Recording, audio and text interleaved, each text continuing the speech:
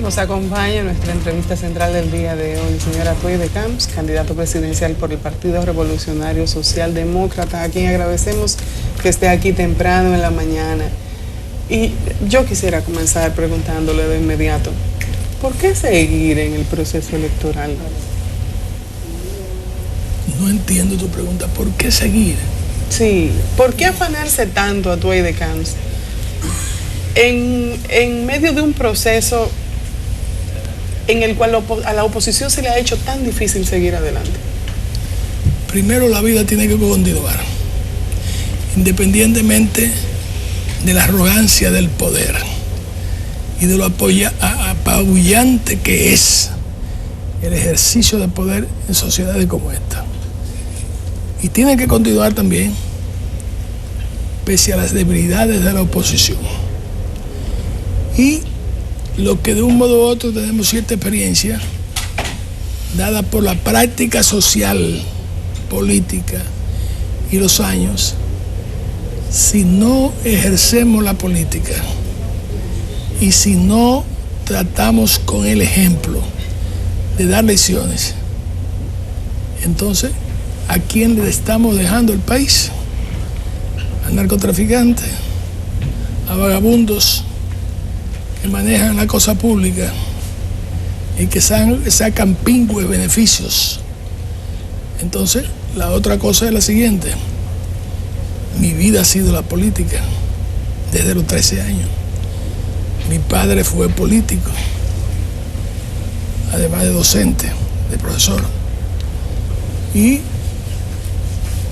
la única vez que estuve aparentemente alejado de la política fue cuando gané un concurso de méritos para estudiar en España el doctorado en Filosofía y Letras y Planificación Económica y Desarrollo en el ISDIVER. Y soy sincero, el hecho de que no me sentía con el tiempo todo ocupado me produjo cálculo vesicular. Oh, Dios mío. ¿Te enfermó? Me enfermó. Entonces, ¿qué hice? Cogí más cursos. Me sané. Cogí cursos de español contemporáneo, cogí otros cursos más. Y bueno, la vida te sigue. Porque lo primero que ocurrió fue que al mes de estar allá, la policía, la seguridad española me estaba buscando. ¿Por qué? Porque Alan García Pérez y yo habíamos hecho una protesta contra 8 profesores que nosotros podíamos darle clase. Y experiencia increíble. Yo venía con un posgrado en manifestaciones de masas de aquí. Y cuando llegué a Madrid, que fui a la Facultad de Filosofía, me encontré con este hecho. Unos caballos enormes. Con Franco arriba. Con la Guardia Civil arriba. Y jovencitas petrificadas, paralizadas por el terror. Y yo las agarraba y las metía en la guagua y demás. Me voy a Francia después y me pasa lo mismo. Entonces, yo viví experiencias muy interesantes y de las que no me arrepiento. Y ya en Francia, ante reclamos de Peña Gómez, tuve que regresar. Y antes de ver a Peña Gómez, a quien vi fue a Juan Bosch, porque era portador de los regalos de plata que el príncipe Norodom Sihanouk de Camboya le había hecho a Juan Bosch y que habían sido guardados en la casa de un señor dominicano, héroe de la resistencia, el doctor Carrón, muy poco conocido aquí, pero una gloria dominicana en Francia. Entonces, si yo no me meto en la actividad política y la veo pasar, me creo un irresponsable. Uno. Dos, ¿qué procura una política? Adecentarla, organizarla, porque cuando llegué a la Federación de Estudiantes Dominicanos aquello no servía, porque se metieron en una lucha Guaroa Uilla y otros más entre el maoísmo y el revisionismo, y ese no era el problema nuestro, y yo lo dije claramente. Entonces restablecí relaciones con Cuba, con Corea del Sur y del Norte y con todos los países, y reforcé la Federación de Estudiantes Dominicanos a nivel de masazo limpio. Y la lucha del medio millón que yo dirigí tenía un claro propósito, que era obtener el objetivo y derrotar a Balaguer, que lo derrotamos en la calle a Balaguer. Y por supuesto, eso significó una serie de acontecimientos y de organización. No aceptábamos ninguna otra bandera que no fuera la nacional. Atuey, tú estás hablando y llegaste a un momento en el que dice, y derrotamos a Balaguer en las calles. Y Balaguer fue un déspota ilustrado que ahora lo han uniformado de demócrata, pero que hay que recordarle a la gente que mató a una generación de dominicanos con una política posguerra fría. La pregunta es, a Balaguer lo derrotaron y se derrotó en la calle y en las urnas. ¿El PLD no se puede derrotar? Porque parece que el PLD es indestructible. Claro que se puede derrotar, pero ¿y qué tú quieres? Si en definitiva tú tienes una izquierda falsa o real, que como decía Juan Isidro Jiménez Urión, es una falsa izquierda, que no es capaz de unificarse. ¿Quién lleva aquí comunista por primera vez al Congreso Nacional? El PRD. El PRD. ¿Por qué? Porque ellos no eran posibles. Oye, ¿tú crees que hay razón alguna? Razón, hablo de razón, de lógica. Yo estudié lógica en filosofía. ¿Tú crees que hay razón alguna para que contradicciones totalmente terciarias, cuaternarias, secundarias, primen ante la contradicción fundamental que es sacar la estructura de gobierno del PLD del poder? Yo dije y vuelvo a decir, si no hay unidad de la oposición, no hay posibilidad de sacar al gobierno. Entonces, tiene tanto que ver la oposición como el uso y abuso de los recursos del Estado por parte del gobierno. Entonces, en esa dirección, yo vuelvo a decir que es una verdadera lástima que no podamos hacer un ejercicio. Esto llega a los siguientes niveles. Minuto Tavares y Moreno no se reunían, y a mí me pide Moreno y Fidelio de Pradel que yo trate de concertar una entrevista. Digo, ¿cómo? Yo suponía que izquierdista, él estaba de sobra. Me llevó 3 semanas, convencí a Minú, se reunieron conmigo, luego le di espacio para que se reunieran separados y le dije algo más: pónganse de acuerdo ustedes, que lo voy a respaldar y voy a retirar mi candidatura. No fue posible. No fue posible. Okay. Después que pasa, entonces individualmente quieren que yo apoye. Digo, pero ven acá, así no. Así me voy yo de candidato. Esto no tiene sentido ninguno. Yo sé el esfuerzo que aquí sectores no exactamente militantes partidistas hicieron. Y sé también el esfuerzo de oferta de Luis que no cumplió. Cuando, por ejemplo, una persona como Juan Bolívar pudo haber sido candidato perfectamente a senador. Prestigiaba y además... Sí, pero Juan Bolívar no tiene espíritu de candidato, Ni lo iba a aceptar. A él no le gustaba el dulce, ¿no? Él no era diabético para eso. Y además correspondía, y él siempre ha asumido responsabilidades. Entonces, te cito ese, porque lavarse la mano también,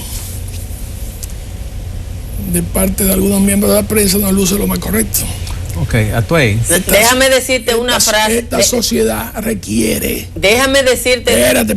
Esta sociedad requiere del aporte y del sacrificio para sacar la estructura de gobierno del PLD, que si no es con unidad, señores, pero hasta Pinochet fue derrotado. Sí. El sí y el no. No, es Balaguer, porque no hay que ir a Chile. Balaguer fue derrotado con una gran alianza. Exactamente. Entonces nosotros fuimos los que auspiciamos el Acuerdo de Santiago y el Acuerdo de Santo Domingo. Y esa unidad derrotó a Balaguer. Una unidad en ese sentido hubiese derrotado perfectamente al gobierno. Pero si este candidato, que ustedes vieron lo que yo dije, hablando bla bla bla, en definitiva, cuando el que debía estar no estaba, y no íbamos a pelear nosotros, ¿no? Ok, Atuey, tú que viste por televisión aquella actividad política histórica de Balaguer levantándole la mano a Leonel en el Palacio de Deportes, el Frente Patriótico. ¿Cómo tú sabes que yo la vi por televisión? Porque tú no podías estar ahí. Está bien. Entonces, cuando uno observa la actividad del PRD de Miguelito, dándole el apoyo a Danilo, y uno ve aquellas vallas, vota blanco por Danilo, es como una catarsis histórica terrible. El único que ha sido coherente antirreeleccionista es usted, dice Miguel Vargas hoy en el periódico El Caribe como subtitular, que el país no soporta otras elecciones sin una ley de partido. ¿Cuál ley de partido? Tú dijiste que estudiaste lógica, pero aquí hay gente que no ha estudiado ética. ¿Para qué sirve la lógica si no hay ética? No, el transfugismo da cualquier cosa. Uno va a la actividad de política y ve lo que están delante en la mesa de los VIP. Uno se confunde y se revisa y no sabe dónde que está ni con quién está. Bien. ¿Se vale todo? No. Política, salvo que tú seas Maquiavelo, se vale. Pero en definitiva no tienes tú por qué ser Maquiavelo. Yo nunca he sido Maquiavelo. He estudiado acá Maquiavelo. He estudiado a Lenin, he estudiado a Marx, a Engels, a los trotskistas y demás. Pero eso no significa que tú tengas necesariamente que ser uno de ellos. Cada vez que yo veo esa valla, ¿tú sabes lo que me da? ¿Llora? Náusea. No, náusea. Que es la antesala del vómito. ¿Por qué? Porque Miguelito no sabe, ni le ha importado saber el sacrificio que en sangre y vida costó ese hacho y además ese partido. Yo he estado leyendo ahora la historia del PLD y leyendo a Juan Bosch desde los primeros círculos de estudio, y te soy sincero, Bosch, yo participé en los 3 primeros círculos de estudio que se hacen en este país, que se hicieron en el PRD. Sí, se hicieron en el PRD. Yo formo parte de la revista Política, Teoría y Acción. Sí, yo tengo esa revista. Exactamente, en el Consejo de Administración, digo, de Dirección. Óyeme, un gran esfuerzo Juan Bosch. Él entendía que había que pasar por esos círculos de estudio para que se entendiera. ¿Y qué han hecho los discípulos de él ahí? Lo mismo que han hecho Miguelito y otros más. En definitiva, vivir divorciado de las enseñanzas de Bosch, vivir divorciado de los principios. La ética de que tú hablas se ha convertido en la ética para negociar. Para tú negociar un contrato en el Hispaniola, en un casino de juego. En el Aguilú. Eso estoy oyendo que yo ni lo puedo creer. Que el Estado quiera ser depredado de ese modo y que el antiguo Angelita o Agua y Luz se lo hayan entregado a Miguel Vargas. Así no se puede. Así no se puede. Entonces, tú tienes otra cosa. Juan Bosch vivía diciendo que al pueblo no se le podía engañar. Se puede. Pero óyeme, ¿tú crees que hay que derecho para que Leonel Fernández Reina hiciera la peor de las obras, no en cuanto a la filosofía intrínseca de la solución de la carretera Samaná, sino que todo lo que estamos aquí, lo que nos están viendo, estamos pagando anualmente 2.000 millones de pesos y que el propio gobierno no ha podido desembarazar, corregir eso, aunque pudo corregir lo de 6 de noviembre y pudo corregir lo de las Américas, entre otras cosas, y pudo corregir lo de la autopista Duarte, en donde Moncáceres, Horacio Vázquez, Antonio Guzmán, Salvador de Blanco tuvieron que ver. Eso no lo hicieron compañías colombianas ni extranjeras, en donde tú crees que son colombianas y extranjeras, pero donde estaba Víctor Rúa. No, además, en el caso de la autopista 6 de noviembre, es la negociación que hace Víctor Díaz Rúa la que nos pone a pagar el llamado peaje sombra. Exactamente. Porque en América Latina ese modelo fracasó, pero en República Dominicana ha sido especialmente oneroso. Atuey. Eso no se puede hacer si no hay una vocación presidencial para ello. Y obviamente Leonel Fernández Reina se prestó a esa vagabundería. ¿Y a qué se presta Danilo Medina, candidato presidencial y presidente, cuando uno ve, yo estuve un par de semanas fuera y veo que aparentemente el presidente de la República dice que asume que él no tiene responsabilidad ni con la corrupción en su gobierno, porque él mira para otro lado, pero tampoco con lo que está pasando en ninguna de las instituciones públicas? Yo no vi esas declaraciones de él. No, es que él no habla de eso, le preguntan y no habla. Bueno. Es un presidente que no tiene que ver con lo que está pasando en su propio gobierno, más que con lo que es bueno. Pero no parece que fuera así, porque él desenredó la madeja de la 6 de noviembre, de la autopista Duarte y de las Américas, cuyos inicios, el de las Américas, es cosecha de Miguel Vargas Maldonado, pese a que yo le dije que no. Hipólito supuestamente le dijo que no lo hiciera. Supuestamente. Digo supuestamente, sí, pues tú sabes cómo es. Si un presidente dice que no, es muy difícil que un ministro pueda. Bueno, pero quizá el presidente Medina quiso desenredar lo que había heredado de Leonel Fernández y dejó el resto enredado. Desenredó la Barrick, Danilo, con el contrato nuevo, que conseguimos un poquito más de lo poco que nos daban. No, lo que Danilo hizo fue darle un bofetón a Leonel, porque Leonel se reservó los desembolsos de pago al Estado Dominicano para cuando él pudiera volver a ser presidente. Y Danilo, obviamente, haciéndose el pendejo, que no es pendejo nada, ¿entiendes? Obviamente, le desenredó la madeja. Y cobró por adelantado. Y puso a cobrar por adelantado. Y cobró adelantado o una boronita.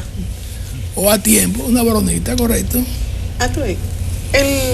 Hay vuelta atrás en la situación política que tenemos en estos momentos. Hemos visto un PLD aliado al PRD, un partido revolucionario moderno, que es casi viejo, con el Partido Reformista Social Cristiano, contraponiendo sus propios principios. Esto es un panorama complejo y casi real. ¿Hay vuelta atrás? Bueno, no sé lo que tú quieres decir que sea vuelta atrás. En el sentido de que estamos viendo partidos sin filosofía, estamos viendo partidos que ya no siguen sus propios lineamientos siquiera internos. Mira, hay movimientos electorales que lo han bautizado con el nombre del partido. La Alianza Social Demócrata la creó Juan Isidro Jiménez Grullón. José Rafael Abinader compró la alianza. Como usted compra una botella de leche, la compró, la dejó ahí y, dicho sea de paso, medró en función de que se pegaba como una lapa ante las candidaturas del PRD y mantuvo su representación jurídica, entre otras cosas. Pero nunca tuvo tenido ideología. Bueno, como Juan Isidro era un socialdemócrata, un hombre capaz, un gran orador, un hombre muy errático en términos políticos, pero había cierta dosis. No hay esa dosis. Cuando tú agarras todo el espectro político nacional, no lo digo por mí, el único partido que ha mantenido una coherencia en los principios primigenios de la formación del PRD es el Partido Revolucionario Socialdemócrata. Nos ha costado trabajo, porque vamos a estar claros, las ofertas y demás, que a mí nunca me la han hecho.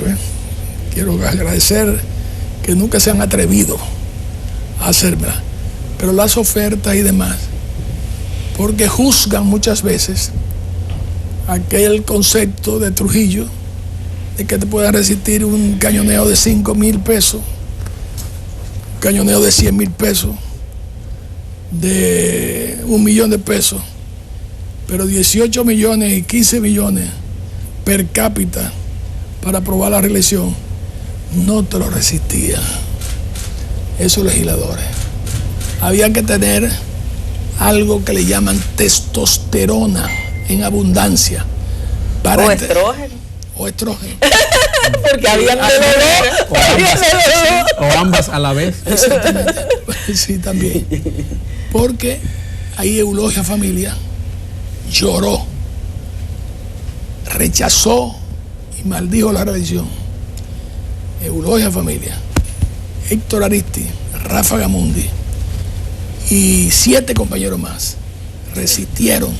No, como lo resistió Vicente Castillo en un momento, que tú creías que son gente que tienen un valor aparte. Exactamente. Entonces, resistieron eso.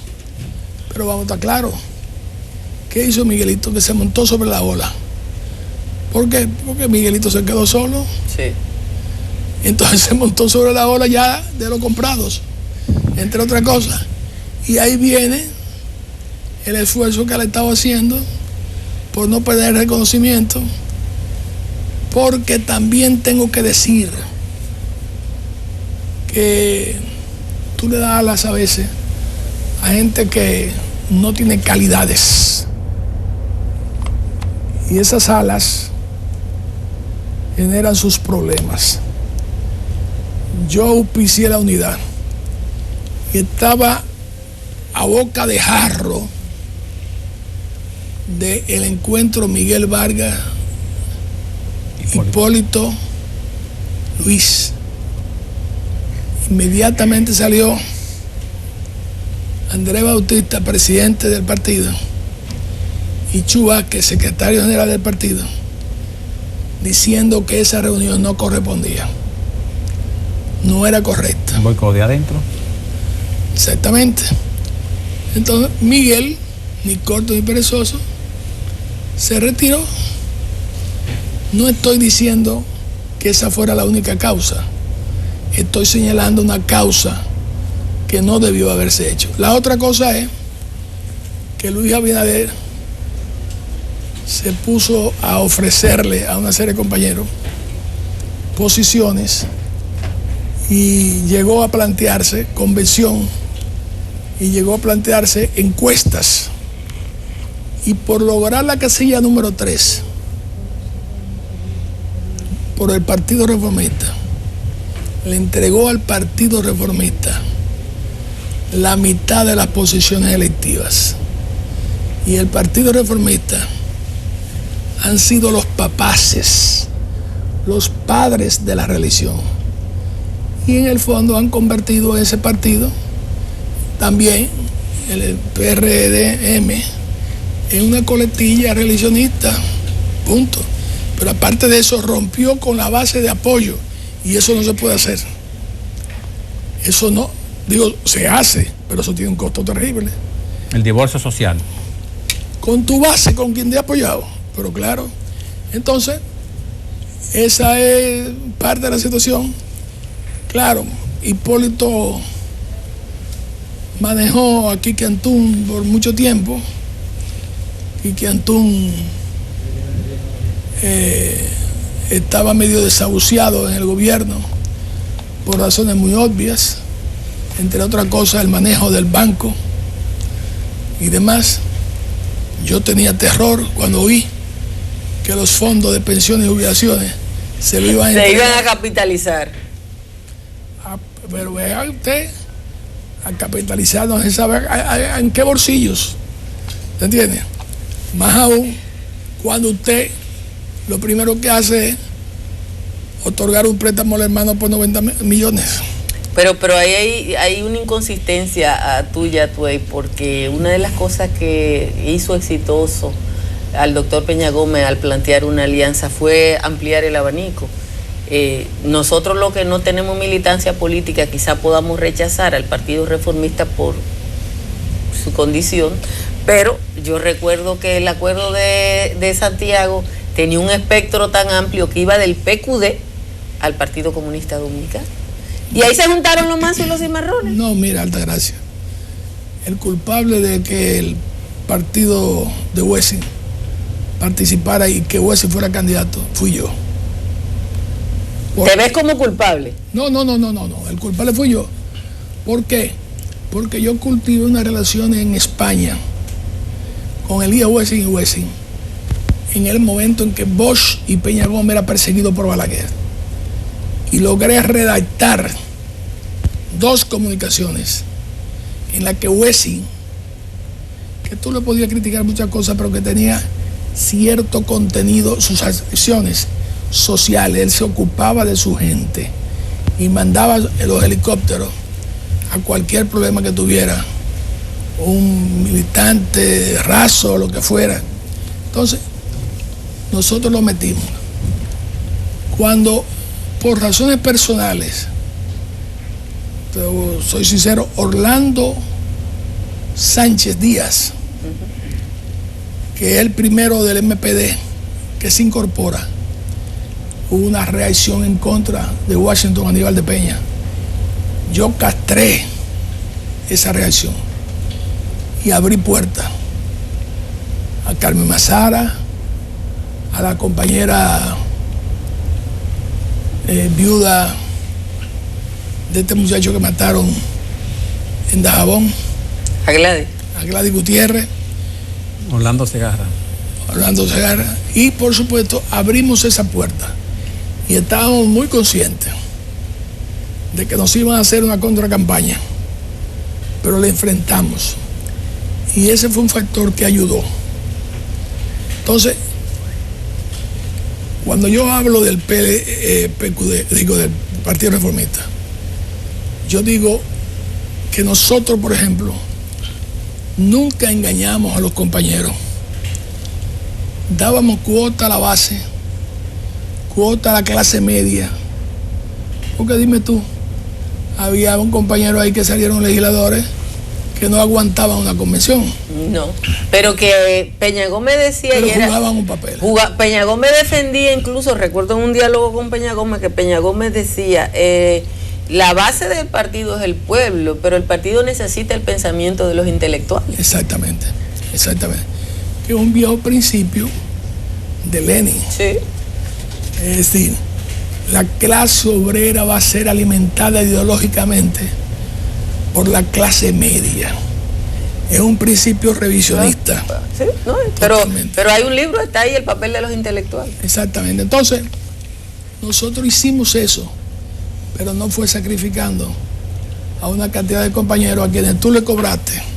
Digo, no tú, ellos. Le cobraron 100,000 toletes para recordar a Enriquillo Sánchez.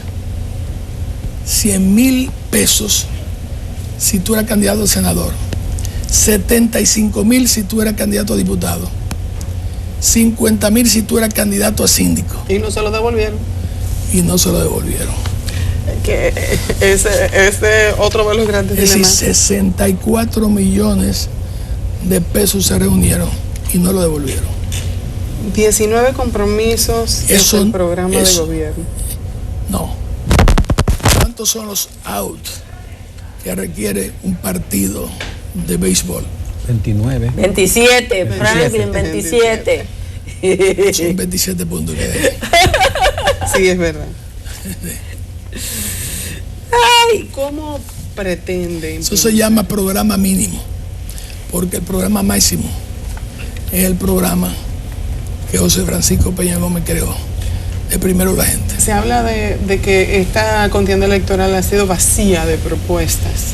¿Qué le dice a esa gente en base a estos 27 compromisos? Nosotros hemos sido los primeros que presentamos eso. Y dicho sea de paso, nos sentimos muy satisfechos, porque ahí empieza con el primer punto, que es la no reelección. Y luego sigue la corrupción. Y luego continúa el tema de la educación, aumentando gradualmente a 8 puntos. Entre otras cosas, porque ahora se habla de los méritos de Danilo con el tema de la educación. Eso no fue Danilo, ¿eh? Eso fue la sociedad. Eso fue la sociedad. Yo soy de los firmantes, sí. de ese 4%. Ahora, ¿qué es insuficiente? Es insuficiente, y que es una vergüenza que un país como este tenga 1.9% asignado a la salud pública. Es una vergüenza. Atuey, ¿es verdad lo que dicen las encuestas, que el presidente va a ganar casi con un 60%? Mira, las encuestas son mediciones para trabajar de un momento. Claro, la tergiversan, la manipulan y la convierten en razón de lema y en razón de política como tal. Yo no te puedo decir los porcentajes de esas encuestas, porque yo viví la tragedia de Peña Gómez con las encuestas. Y yo recuerdo que Peña Gómez daba mayoría en una encuesta que iba a publicar la revista Rumbo. Y por arte de magia, esa encuesta La recogieron. no la recogieron, le cambiaron los números, y lo que era para Peña Gómez se la pasaron al otro, era Balaguer. Y por supuesto, quienes trabajaron en eso fueron hasta colegas míos en términos de nombres indígenas. Oye bien, ¿eh? Y por supuesto, eso generó cierto capital primario. Y te estoy hablando de firmas encuestadoras conocidas. Yo fui de los que más utilizó las encuestas. Monté una estructura de encuesta interna para medir la capacidad de candidaturas nuestras y las predicciones.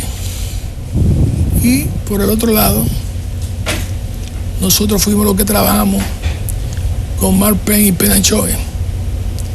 Y además, Greenberg, el que lo trajo aquí al país, fui yo. Pero el presidente en los Porque últimos días ha también estado insistiendo en provocar estímulo en la gente del PLD y la gente que le sigue, diciendo que las elecciones se ganan el día de la votación, que no se duerman, que eso provoca cierto tipo de reflujo y de entusiasmo en la militancia. ¿Qué él huele que puede cambiar en los días que faltan para la votación? Muy sencillo. Si tú te duermes en los laureles, tú tienes que irte a la fábula aquella de Sopo, de la victoria de la tortuga a la liebre. Te duermes y entonces la tortuga gana. Si tú confías mucho y no llevas a votar a quien tienen que llevar a votar, entonces eso sucede. Pero yo le doy una importancia de un 80%, con una categoría de 100, al hecho de que la oposición ha sido en gran parte la creadora de este monstruo que hoy se llama estructura del PLD, que actúa sin escrúpulos. Ahí está Zulán, los PLDistas que le enseñaron en los círculos de estudio a protestar, se quedaron con la boca sellada. Decía Rosario Espinal en un artículo reciente que la oposición ha trabajado para el inglés. ¿Es así? No, para el inglés no. Para el PLD. Para el PLD. Para el PLD. En una... Para el PLD es que ha trabajado. Una última pregunta, Tuey. ¿Qué peso tiene? ¿Por qué última pregunta? Porque no tenemos tiempo ya de hacer. ¿Qué peso tendría o tiene la participación del votante y la abstención en el resultado de las elecciones? La abstención obviamente favorece al gobierno, básicamente. Hay mucho desgano, hay mucha frustración, hay una actitud de mucha gente de que votar ya no significa gran cosa, porque finalmente es más de lo mismo y todo eso hace profundo daño. Yo estimo que devolverle la confianza al votante es una tarea grande.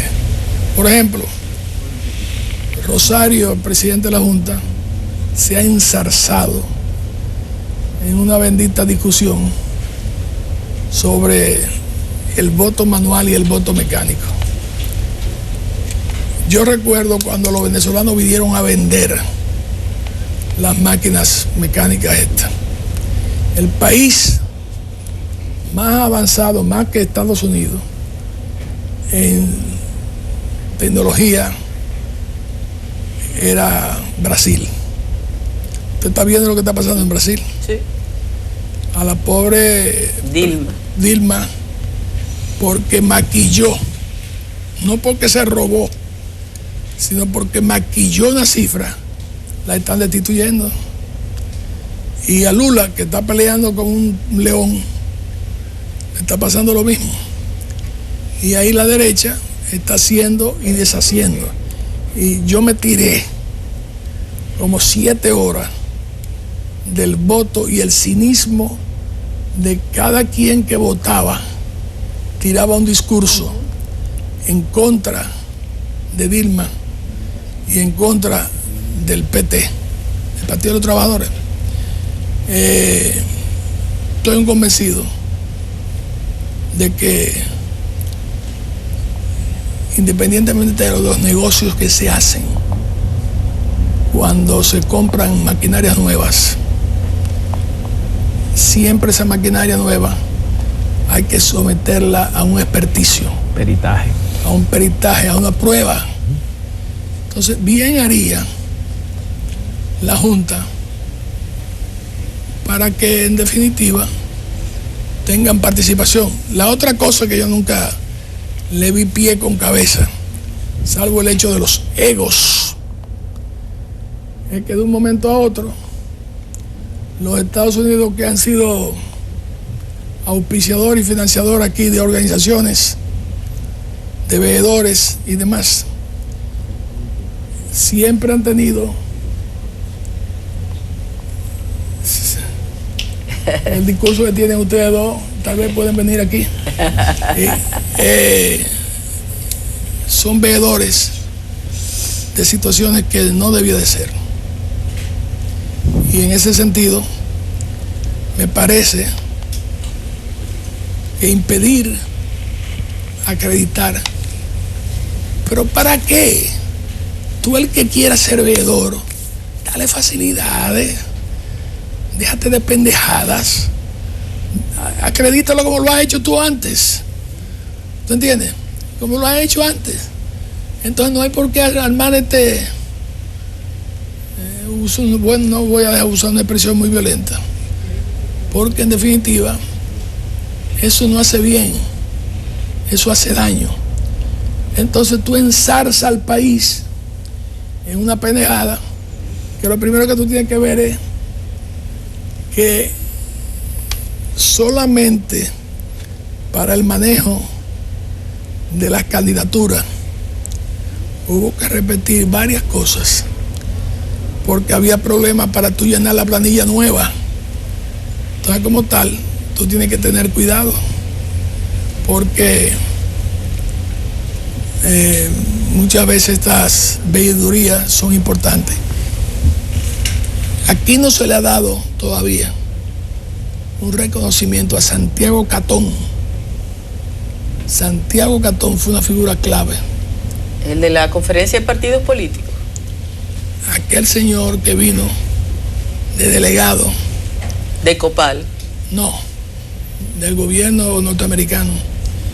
Y ahora ha devenido en comentarista radial y televisado. Él fue clave en la estructura de determinar que se sustrajo 18 votos de cada mesa electoral. Está en el libro Juan Bolívar. Exactamente, de cada mesa electoral. Y esos 18 votos... multiplicado por miles de mesas. Multiplicado por miles de mesas. En lo que le da supuestamente una victoria a Balaguer, que fue un robo a José Francisco Peña Gómez. A las elecciones que ganó Peña Gómez, en donde le pasaron recibo.